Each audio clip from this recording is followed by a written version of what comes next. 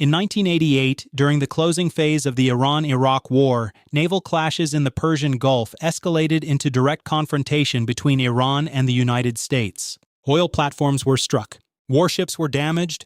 The corridor did not close, but the cost of keeping it open rose sharply. That episode is remembered as a contained escalation. It did not permanently alter control of the strait. It demonstrated limits. It reinforced deterrence. Now consider the present. The same corridor, the same geography. But the system around it has changed. More actors depend on it. More capital flows through it. More leverage is concentrated within it. And more strategies are competing over how it should be secured. The narrative you are given is simple. Iran threatens closure. External powers guarantee passage. Stability is maintained through deterrence. It is a familiar frame. It is also incomplete, because control is not defined only by who can block a strait. It is defined by who can shape the conditions under which it remains open. That includes military presence, economic dependence, insurance markets, political coordination. Remove alignment in any one of these layers and control begins to diffuse. What appears stable can shift without a single shot fired, and when that shift reaches a certain threshold, control does not disappear. It changes hands in ways that are not immediately visible. This is the point at which the map remains the same, but the system governing it no longer is. If control of a choke point changes without a declared conflict, who actually holds power over what passes through it? He does not begin with assumptions about dominance. He begins with constraints, flows, and incentives that shape behavior beneath official statements. Professor Liang studies how control emerges from systems, not from declarations. If you are looking for analysis that traces structure rather than narrative, you may consider subscribing, because this level of examination requires patience that most coverage does not sustain. The Strait of Hormuz is not simply a narrow passage of water.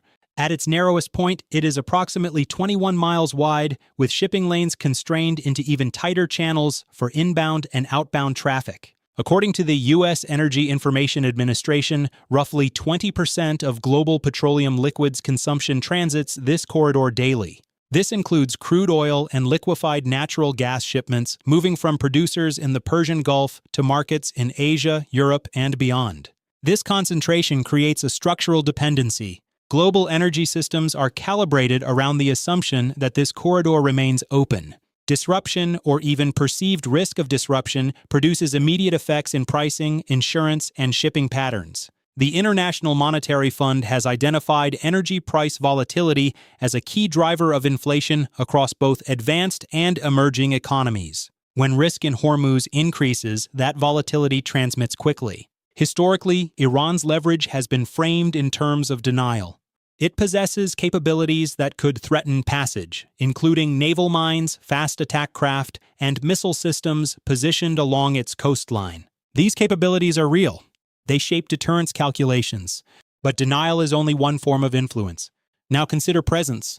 The United States maintains a continuous naval deployment in the region, including the Fifth Fleet, tasked with ensuring freedom of navigation. This presence has functioned as a stabilizing force, reducing the likelihood that threats translate into sustained disruption. It also represents a significant and ongoing commitment of resources. But there are other layers. China, as the world's largest importer of crude oil, depends heavily on uninterrupted flow through this corridor. Its imports have exceeded 10 million barrels per day in recent years, according to the International Energy Agency. This creates a direct economic stake in stability, even without a matching security footprint. Insurance markets add another dimension. Shipping through the strait involves war risk premiums that fluctuate based on perceived threat levels. Even minor incidents can lead to increased costs, rerouting decisions, and delays. These financial mechanisms translate geopolitical tension into economic pressure in real time. Now place all of this within the current moment. Dependence has increased. Coordination among major powers has become more fragmented. Regional actors are diversifying relationships rather than relying on a single security provider.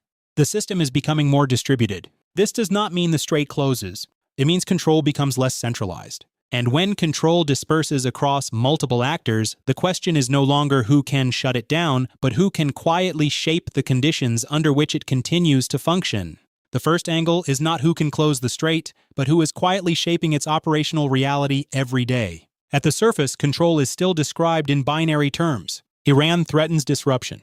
The United States ensures passage. This framing persists because it is simple.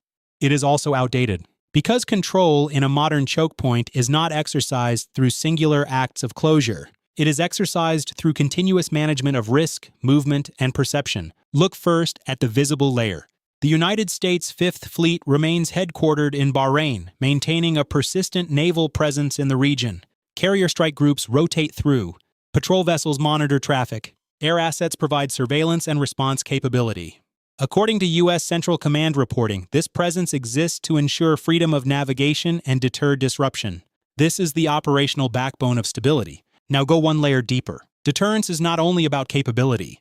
It is about predictability. Shipping companies, insurers, and energy traders rely on consistent expectations of passage. When naval patrols are continuous, when response times are known, when escalation thresholds are understood, the system functions smoothly. Risk is priced but contained.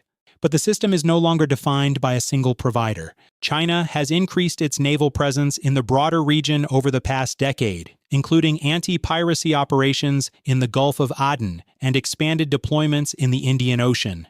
While its direct footprint inside the strait remains limited, its presence signals a shift. It is no longer a distant observer. It is a participant, though selectively. At the same time, regional actors are expanding their own capabilities. The United Arab Emirates has invested in naval modernization. Saudi Arabia has increased maritime surveillance capacity. Iran maintains a layered approach combining conventional naval units with asymmetric forces. Each actor contributes to the environment in different ways. Now consider the interaction. Control becomes distributed across overlapping presences. No single actor determines outcomes independently. Instead, stability emerges from the interaction of multiple forces, each pursuing its own objectives within a shared space. Pause here. This is where the surface narrative breaks. It assumes that control is held by whoever has the greatest military capability, but in a constrained environment like the Strait, control is influenced by coordination, restraint, and mutual calculation. And this is where the deeper layer emerges. The Strait is not governed by a formal treaty assigning authority to any one state. It operates under principles of international maritime law, including the concept of transit passage as defined by the United Nations Convention on the Law of the Sea. While not all actors interpret these principles identically, they provide a framework that shapes behavior. This framework matters. It constrains action. It creates expectations. It provides a reference point for disputes. But it also requires alignment.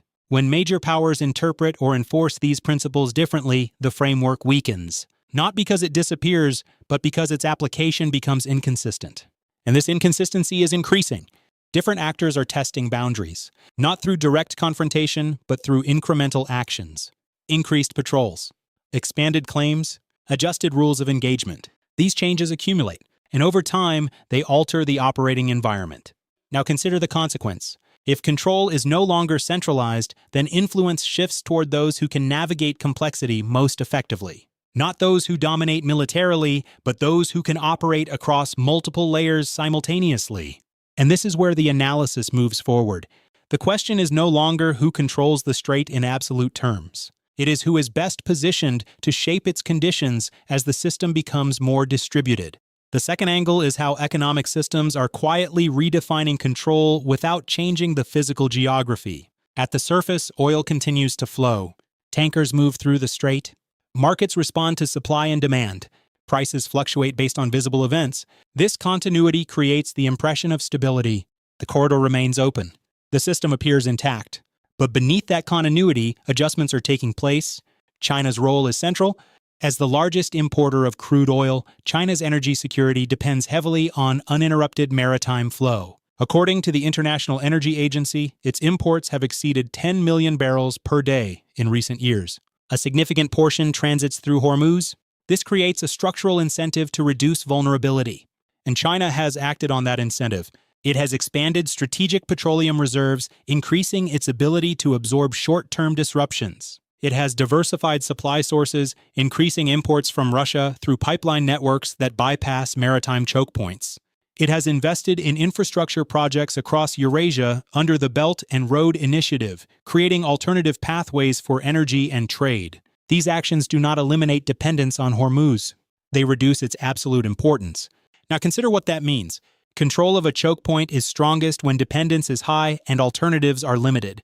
As alternatives expand, control becomes less concentrated. Influence shifts away from the choke point itself and toward the network surrounding it. Hold this point. The map does not change. The system around the map does. Now introduce financial mechanisms. Insurance markets price risk dynamically. War risk premiums for vessels transiting the strait fluctuate based on perceived threat levels. When tension increases, premiums rise. This affects shipping costs, which feed into energy prices. But these costs are not uniform. Some actors absorb them more easily than others.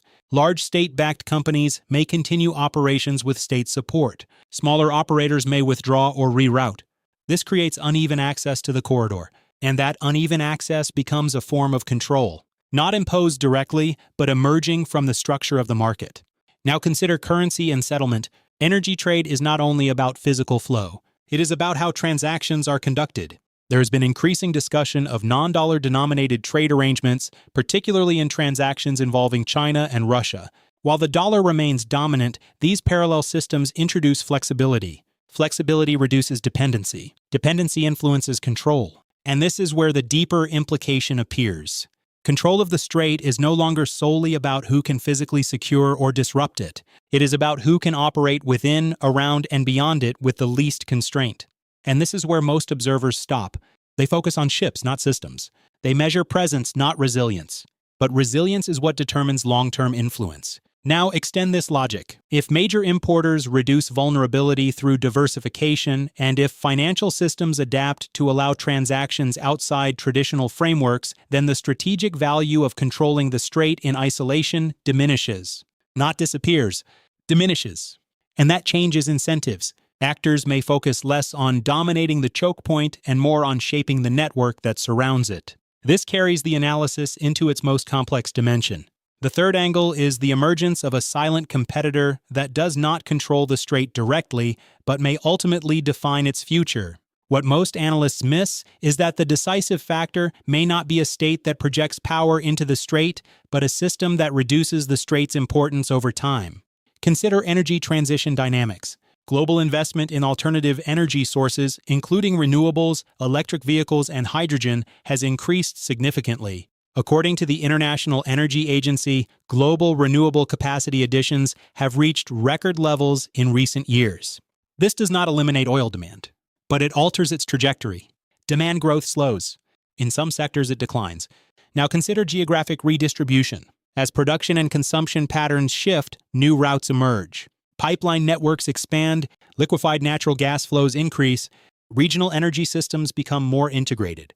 The strait remains important, but its relative centrality begins to change. Pause here. This is the part that is rarely discussed in immediate geopolitical analysis, because it unfolds slowly, but its effects are cumulative. Now consider technology. Digital monitoring of shipping, satellite tracking, and real-time data analytics have increased transparency in maritime movement. This reduces uncertainty. It allows actors to anticipate disruptions more effectively. It enables more precise responses. Control becomes informational as well as physical. Now bring these elements together. A choke point whose importance is gradually being diluted by diversification.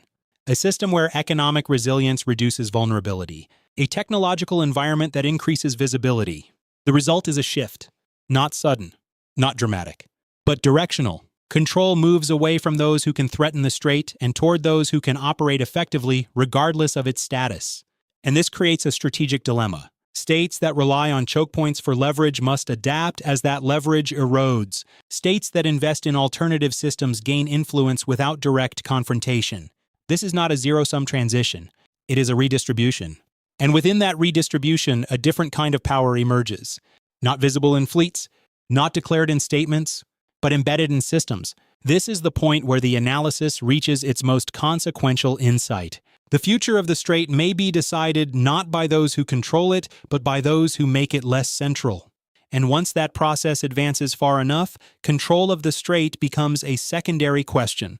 Understanding that trajectory is what leads into the final stage of this analysis. If this level of analysis is reaching you and providing clarity, then subscribing and sharing ensures that this work continues and reaches others who are looking beyond the surface. The final layer that most coverage overlooks is that the decisive actor may not be a state at all, but the private systems that determine whether the strait remains economically usable. At the surface, tankers move or they do not.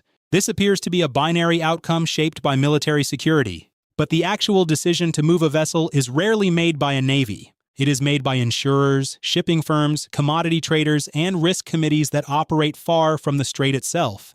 This is where the analysis changes direction. The global shipping system is governed by commercial logic. Vessels are insured against war risk through specialized markets, primarily based in London and other financial centers. When perceived risk increases, premiums rise sharply. In past periods of tension in the Gulf, war risk insurance has increased several-fold within days. This is documented in industry reporting during incidents such as tanker attacks in 2019. Now go one layer deeper. When premiums rise beyond a certain threshold, some operators withdraw. Others demand higher freight rates. Some reroute if alternatives exist. The strait may remain physically open, yet economically constrained. Flow continues, but under altered conditions. And this is where control becomes indirect. No government announces a closure. No fleet blocks passage. Yet, the effective cost of using the corridor changes behavior across the system.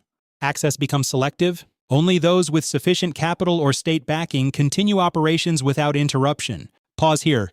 This is not disruption in the traditional sense. It is filtration. Now consider the scale of this system. According to the United Nations Conference on Trade and Development, around 80% of global trade by volume is transported by sea. Energy flows through this network are embedded within a much larger commercial structure. When insurance, financing, and logistics adjust, the effects ripple far beyond the immediate region. Bring in another layer. Commodity markets respond instantly to perceived risk. Oil prices incorporate not only supply and demand, but also expectations of disruption. Futures markets amplify these expectations. A threat that never materializes physically can still reshape pricing globally. And pricing itself becomes a signal. Higher prices incentivize alternative production. They encourage strategic stock releases. They accelerate investment in substitutes. Each response reduces long-term dependency on the choke point. Now the deeper implication emerges.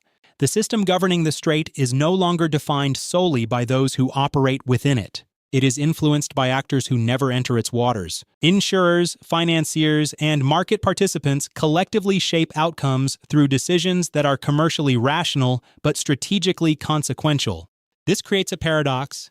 The more tension increases, the more the system adapts. And the more it adapts, the less leverage any single actor retains over time. Now introduce the final layer. These private systems are not neutral. They are embedded within broader geopolitical structures. Financial hubs, regulatory frameworks, and currency systems influence how decisions are made. This means that indirect control can align with national interests without appearing as direct intervention. This is the silent architecture of modern control. Not imposed by decree, not enforced by blockade, but operating continuously, shaping outcomes through incentives and constraints. And once this layer is understood, the entire picture changes. The strait is not controlled only by those who sail through it or patrol it. It is also shaped by those who decide whether it is worth using at all. This is the point where the analysis shifts from observation to synthesis. So what does all of this actually tell us? The question of control has been framed too narrowly, and the evidence points in a different direction. Military presence in the strait remains significant, with the United States Fifth Fleet providing continuous patrol and deterrence, while regional actors expand their own capabilities. Yet this visible layer is only one part of the system. Economic adaptation, including China's diversification of energy imports and expansion of strategic reserves, as documented by the International Energy Agency, reduces dependency on any single route. At the same time, financial mechanisms such as war risk insurance and freight pricing reshape access without formal closure. This creates a distributed form of control that operates across military, economic, and commercial domains simultaneously. The strait remains open, but the conditions of its use are constantly negotiated by actors who are not always visible. Technological transparency further alters this balance, allowing states and markets to anticipate disruption rather than react to it. Over time, these forces converge. Physical control becomes less decisive than systemic resilience. Influence shifts toward those who can operate across multiple layers without being constrained by any single one. This is not a transition that happens in a single moment. It unfolds through incremental adjustments that accumulate into structural change. And before this analysis ends, there is one more thing that needs to be said clearly. The evidence does not point toward a single decisive shift, but toward a gradual redistribution of influence that will be shaped by several key developments in the coming months. The first is whether maritime risk levels in the strait remain contained or begin to trigger sustained increases in insurance premiums and freight costs. The second is how major importers, particularly China and India, continue to diversify supply routes and expand reserves, reducing their exposure to disruption. The third is the behavior of financial markets, which will signal whether perceived instability is becoming embedded in long-term pricing. None of these factors alone determines the outcome. Together, they indicate the direction of change. The strait will remain strategically important, but its role will evolve as the system around it adapts. The viewer should watch for signals of structural adjustment rather than isolated incidents. That is where the real movement will occur. This analysis is provided for educational and informational purposes only. Nothing in this video constitutes policy advice, intelligence assessment, or advocacy for any government or political position. Professor Liang Wu's analysis is based on publicly available information and reflects an independent analytical perspective. The voiceover you are hearing is generated using artificial intelligence. Viewers are encouraged to consult multiple credible sources, examine primary data where possible, and form their own informed conclusions about the subject discussed in this video and its broader implications. Understanding how the world actually operates requires more than following headlines. It requires attention to structure, to incentives, and to the systems that operate beneath visible events. If this analysis has clarified something for you, send it to one person who needs a clearer view of how power moves. The algorithm rewards engagement, but it is deliberate sharing that allows serious analysis to reach those who are looking for it. Leave one comment with your own assessment, or the country you are watching most closely right now. There is always another layer beneath the surface, and the next analysis will begin exactly where this one ends, in a place most observers have not yet looked. I am Professor Liang Wu. Stay curious, stay skeptical, and never mistake a quiet news day for the absence of history being made.